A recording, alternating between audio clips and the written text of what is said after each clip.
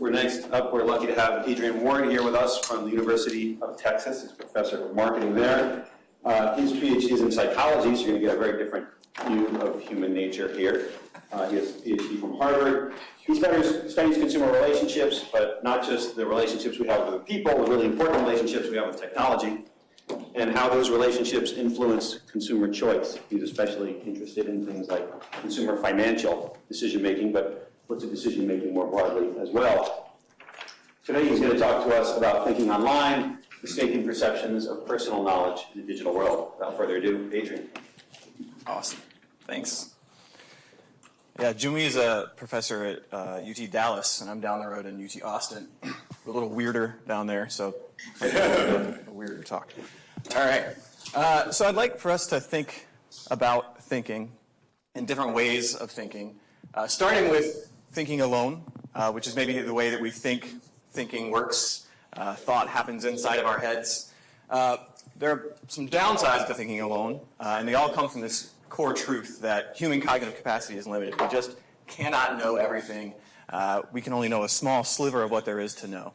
Just in this room right now, there's so much interesting stuff I could learn if only I had unlimited attention, right? If I could actually take it all in, but I don't, and nobody does.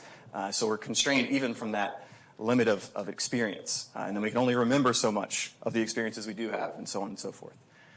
Luckily, however, we don't just think alone. We think together. This is a cool thing that humans do. We can think of knowledge as being not just inside of our heads, but as something that's social, that's distributed through our social networks, through our friends and our family. For example, my little sister is a nurse, and so I don't need to know anything about medicine. I just need to know her phone number, and I don't even need to know that, right? Like I just need to press Anna on my phone, and all of a sudden, I'm a nurse, right? To the extent that I have that knowledge available to me. So we can think of this as a form of distributed cognition. Our relationship partners are also our memory partners, right? They're our knowledge partners, which is a way in which we really do need each other. Besides just liking each other and all that sort of thing, we need each other because that allows us to know more and to do more, and that can be really adaptive and cool. So this is thinking together with other people. Now, what if we think about thinking online, right? And so we can think about the internet and computers as relationship partners, similar in some ways to human relationship partners, but dissimilar in other ways. So now we have virtually unlimited information at our fingertips all the time. My phone is like 10 feet away, and I feel like slightly dumber just because that information isn't there, right in my hand. And so if I make the argument that we know what our friends and our family know, we know what our relationship partners know, maybe we can make the argument that now in this world of digital cognition we know practically everything, right? Because that information is available to us. And I think that raises, for me, an interesting question of, well, what does it even mean to know something? Does it mean to have access to that knowledge? Does it just mean that it's actually inside your head? And what I actually want to talk about today is the idea that some specific aspects of digital technology make us think that we know everything when we're thinking online, when we just have access to that information, when in fact we might not know quite as much as we think we do. And so even though thinking with partners is not a new thing, thinking with digital partners might have some new consequences. All right. So I'd argue that thinking online is different than thinking alone or thinking together in a couple different ways. One is the fluency of accessing knowledge. This actually ties in really well with John's remarks first thing yesterday, talking about how just access to everything, decision support information is frictionless, and how maybe that's not a great thing. Maybe sometimes we need a little more friction in the system. I think that's one potential implication of the work I'm going to show you. And then also the ease of sharing knowledge. We can also think of this as fluency. So it's easier than ever before to share information. We don't actually have to have information inside of our own heads to tell it to somebody. We don't even have to go find a newspaper and clip out something and hand it off, right? We can just click retweet or reshare. We can share information that perhaps we haven't read. And actually, just to foreshadow some stuff I'm going to talk about, people readily admit sharing stuff on social media all the time that they haven't read. But they also say that they expect other people to know about the stuff that they're sharing, and they think that other people are going to expect them to know about what they share. So there's this weird disconnect where instead of actually having to generate knowledge so you can share it, or at least consume it so you can turn it around and share it with somebody, you can just click retweet or reshare, but still seem knowledgeable. All right, so the overarching research question behind this sort of broad program of research I'm going to describe looks into how these distinctive features of thinking online might affect perceptions of personal knowledge, how much we think that we know, how much information we think is inside our own heads. All right, so I want to talk first about what I'll call Google effects on perceived knowledge, because this is looking at the effects of accessing information primarily through Google on how much we think we actually know. So I want to start with these survey results that I didn't collect, but I think are interesting. People were asked, when asked a question, where's the first place you look for an answer? And about 40% said that they're going to try to remember the answer. But 50% said the first thing they're going to do is search online. Right? So these are people self-reporting that even before I even finish searching my own personal memory, I'm just going to Google it, because that's easier and faster than thinking through my own memory to see if that information might be there. And then the rest of the pie is things like friends and books, what we might think of as more like traditional memory partners, pre-digital memory partners. So perhaps those are also getting pushed out by the internet, just putting all the information at our fingertips. So I'd argue that we increasingly rely on the internet for information, often through search engines like Google. Perhaps this is in the process of changing now that we have these large language models that we can talk about. And maybe if there's time in the Q&A, we can riff on what that might do to our perceptions of our own knowledge. But for a long time, it's really been through Google. And Google is, just the stand-in for the most popular search engine. If you love Bing, I think that stuff I'm going to show you would work through Bing as well. It's just most people are using Google. Relative to other external information sources like my little sister, the internet is faster, it's less physical, and it's cognitively more similar to thinking alone. I don't want to get too much into that, but it gets into this really, really interesting psychological literature about how we track the source of information. For example, is something a memory or is it just something I imagined? And so it's all about the way it feels to think. Thinking feels different for different types of information, and that's how we track source. And one source distinction we can make is self versus not self, which is what I'm going to look at in this research. So when we find information online, do we think that we always knew it, that it actually came from our own memories? And so the question is, could these properties of online search lead us to misattribute online knowledge to the self, stuff we found online, to our own memory? So I investigated this with some straightforward experiments. In the first experiment, I had people answer 10 general knowledge questions, either with or without the internet. Questions like, what's the best-selling beer in the United States? What's a baby shark called? What's the name of the smallest ocean in the world? These questions are interesting because a lot of people, when they see them, they're like, oh yeah, I probably know that. But then when you ask them to actually answer it, they're pretty bad at it. So it turns out that having the internet helps a lot. People who answered on their own got less than 3 questions right. People who had Google got 9. I don't know why it wasn't 10, but, anyway, the internet helped a lot. So then the question is, when people access online knowledge, are they like, wow, that was cool, the internet knows a lot of stuff and I can access it, or do they think, wow, that's cool, I know a lot of stuff? So one way I got at this question was by asking them this self-report inventory of a construct that I created called cognitive self-esteem. And it has 2 different sort of sub-factors. The first is cognitive self-esteem external, which is your beliefs about your ability to access external information. The other is internal, which is beliefs about your own ability to process and remember information, right? So here's some items. For external, I know where to look to answer questions I don't know myself. I have a knack for tracking down information. You can imagine that if people were really appreciating how smart the internet is, how much the internet helped them out with that trivia quiz, they might feel better about their ability to find information, right? But you wouldn't necessarily expect movement on these internal items, which are things like, I'm smart, I'm good at thinking, I have a better memory than most people, right? Which is about me. But if there's misattribution, maybe we will see movement on these internal items as well. So in fact, there is an effect on external cognitive self-esteem, so people feel better about their ability to find information after finding information online. But there's a larger effect on this internal dimension. So larger than this increased confidence in your ability to find information is your increased perception of your own intellect, your memory, your thinking ability, which suggests some sort of a misattribution, right? Instead of appreciating that we have access to this amazing tool, we think that we are pretty amazing.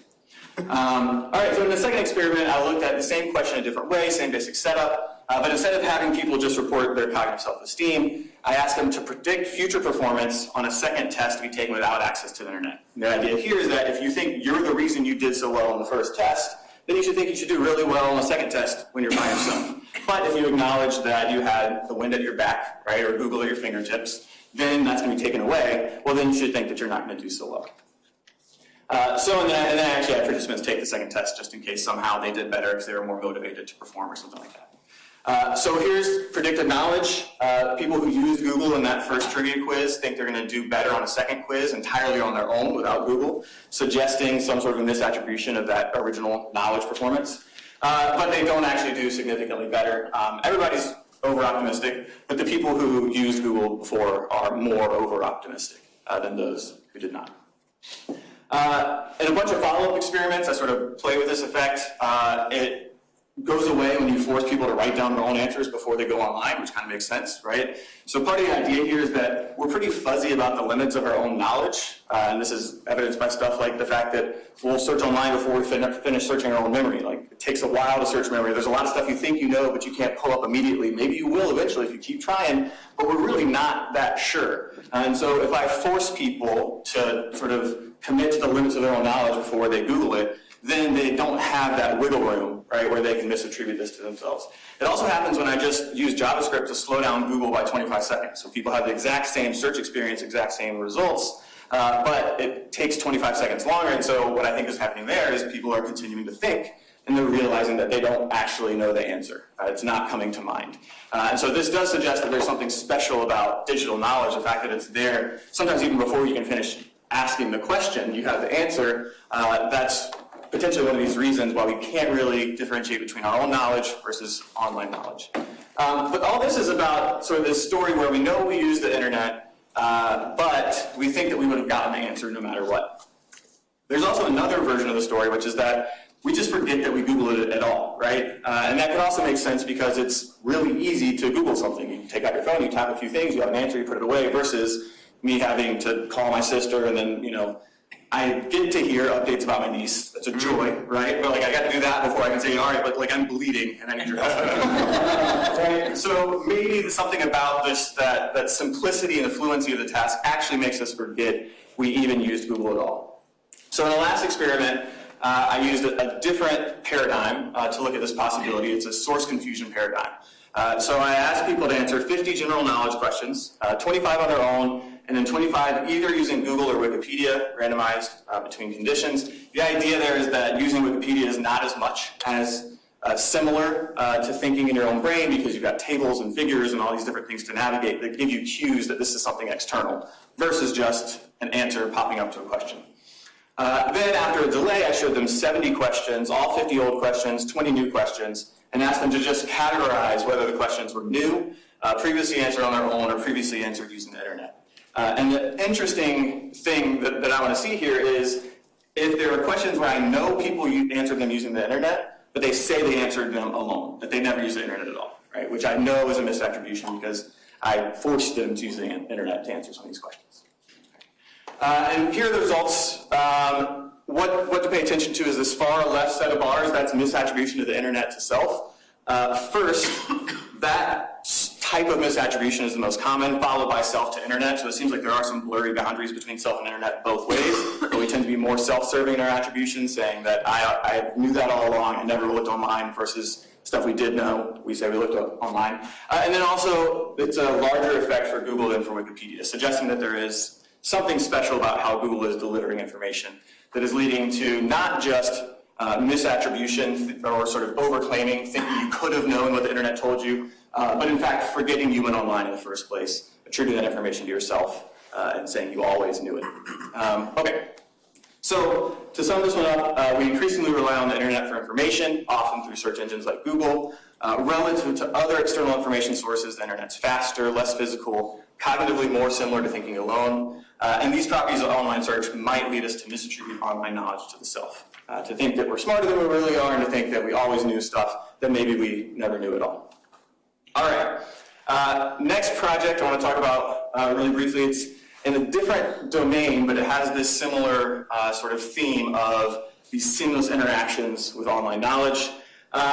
This is about sharing information on social media. And this project is rooted in this sort of old school sociology, psychology stuff from like 1904, Goffman talking about how we know who we are based on our interactions with others. So that gives us sort of a reference point for defining ourselves. It also validates our experience and our identity. And so in a lot of ways, the self is a socially constructed being. These social interactions increasingly occur online. They often involve lots of things, but one thing that I'm interested in is this idea of sharing information, like we talked about before. Now you can share stuff that you didn't necessarily even read. But the question that comes up is, well, when I share stuff, what is that? What signal does that send? And in an offline world, people who talk more about things know more about things, on average, right? They at least know enough to talk about them. But we infer that they have knowledge. We say that the person who's telling other people about stuff, that's distributing information, they're the expert, right? And in some background work, we find that this perception persists online. People think that people who talk about stuff know about stuff. And so if we combine this with this idea that the self is socially constructed, perhaps sharing information online doesn't just convince other people that we're experts, perhaps it also convinces us that we're experts, whether or not we really are. So the question here is whether sharing information online could influence how we perceive our own knowledge. Here are a couple experiments we did to look into this. So in the first experiment, it was a two-part experiment. Time one, we asked people to report their subjective knowledge, how much they think they know about a bunch of different topics, including one focal topic, which was cancer prevention. And 2 weeks later, we got them to come back, and we randomly assigned them to either read or not read an article about cancer prevention, and to share or not share on Facebook. So we had people who read it and shared it, people who neither read it nor shared it, and then this combination of reading and sharing. Wait, we already said that one. Not reading and sharing, whatever. You get it, all four of them. It's great. All right, okay, article about cancer prevention on Facebook. And then after reading or sharing, we asked them again to report their subjective knowledge on all these different topics. And so the question is, how does your confidence in your knowledge about cancer prevention change based on whether you read an article or not, based on whether you share an article or not? First off, people who neither read nor shared the article, there was actually a slight decrease in subjective knowledge about cancer over this 2-week period. Don't really have an explanation for it, but just to show that things I'm going to show you are not just sort of random time effects. People who didn't read it but shared it felt smarter after just sharing this. People who read it and didn't share it also felt smarter. This will make sense, right? They actually learned more about cancer. And then people who read and shared it also felt smarter. So to take away the no sharing conditions, this is a pre-post effect of sharing with or without reading. And what you see is that there's a significant effect in both of these. In a bunch of different studies, it looks like there's separate effects. There's an effect of reading, of actually learning stuff, but then there's a separate effect of sharing. That is just a different mechanism that is, in this case, I think, inflating subjective knowledge, especially if people didn't even read the content at all. The theory here is that this is because we know who we are based on what other people think we are, and so when we share stuff, it suggests that we're experts, and then we come to believe that we are experts. So we did a bunch of different studies looking at that potential mechanism. One that I'm going to share with you now involves we did these kind of hopefully clever ways of inducing people to share specific stuff for statistical reasons. So we got people to share 2 particular articles from a set of 6 headlines, but they felt like they chose it, not like we forced them to do it. And then we just asked people to either share under their own identity or under a friend's identity. So they're doing the exact same mechanism of sharing and selecting articles. The only difference is whether this is out there in the world under their own identity or under somebody else's. And so if you're sharing under somebody else's identity, this shouldn't affect how other people see you or how you see yourself, and we shouldn't find this effect of sharing on subjective knowledge. So in fact, when sharing with somebody else, there is no effect of sharing on subjective knowledge, but when sharing as yourself, there is, suggesting that these things that we sort of tell the world by our online behavior, in this case, online information sharing, influence not just how others see us, but how we see ourselves. All right. So sharing information online, even without reading it, inflates perceptions of personal knowledge. This isn't just a sharing without reading effect. It happens if you read it as well. But of course, the sort of cute condition is this idea that there are a lot of times people are sharing information they haven't even read. They've read the headline, right? And doing so makes them feel pretty smart. And since doing this research, I've caught myself about to do this so many times. And it's always something that like I feel like a tangential expert on, and I'm like, oh, let me send this to somebody, and now I've started giving this explicit caveat, like, I did not read this. And we should have run that study, but we didn't. Like, does that actually kill the effect, or am I still walking around thinking I'm smarter than I am? Almost certainly. Okay, so just to sum up, thinking online can make us feel more knowledgeable than we really are. The fluency of accessing online knowledge can cause us to misattribute the internet's knowledge to the self. Ease of sharing online knowledge enables us to convince others and ourselves that we're experts on content that we might not have even read. This can have a lot of downstream consequences, so you can imagine how this might amplify polarization, everybody feeling like they always knew the truth forever, right, and getting further entrenched in their beliefs. There's great work showing that feeling like you know something prevents you from actually learning stuff, right? So that can be problematic, especially when you have, for example, updated product information that you want to get out there. The research on this has been done in the past on things like updated medical guidance, right? If you already feel like you know everything, you miss these important updates. I've done some other research looking at the effects of this on financial decision making. So one side effect or downstream consequence of confidence is increased willingness to take risk. So for example, I find that if people Google for financial information versus getting that exact same financial information in like a PDF or a pamphlet, they then take more risk in a retirement planning simulation.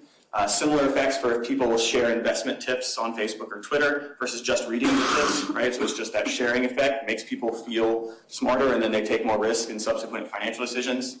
There might also be an upside though. So with a former grad student, now professor at University of Alberta, Tito Grillo, we're looking at how Googling for information can actually improve subjective experiences for this same reason that you feel like you know more, and so you're more confident in your experience. You're more confident you made the right choice, which might be even more important now when there are gazillions of choices for every possible experience.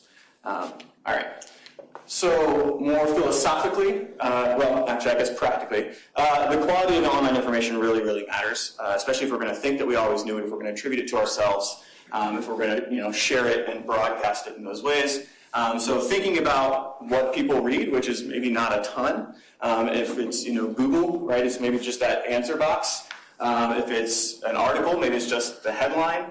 But that can become really sort of sticky for them in how they see themselves. I was just thinking about this morning, is it just feels more and more like we're becoming conduits of information, right? We have these more superficial interactions with information. Maybe we see an article, we skim the headline, and then we pass it on to somebody who maybe eventually will read it, right? We have all these superficial interactions with digital information that leave us feeling really smart, like we're at the center of all of this, right? And maybe that we always knew it, that we created it. Psychologically speaking, the way we access and exchange information really matters. Like I said, if you take the same information and have people Google it versus you just show it to them, it has different consequences, right? You have people see the same headline, but they either share it or they don't, it has different consequences. And then I think it's worth thinking about, from a firm level, when and how firms should either combat or harness the effects of thinking online, taking us this idea that maybe friction is sometimes good, but then also just thinking in your own decision making. So this is looking at things like Google and Facebook, but there's no reason to think that getting information from a decision support tool that is really fluent and easy to use wouldn't have these same effects on how you perceive your own knowledge, which could affect confidence, perhaps not always for the best. And I'm out of time, and I appreciate your time. Thanks so much.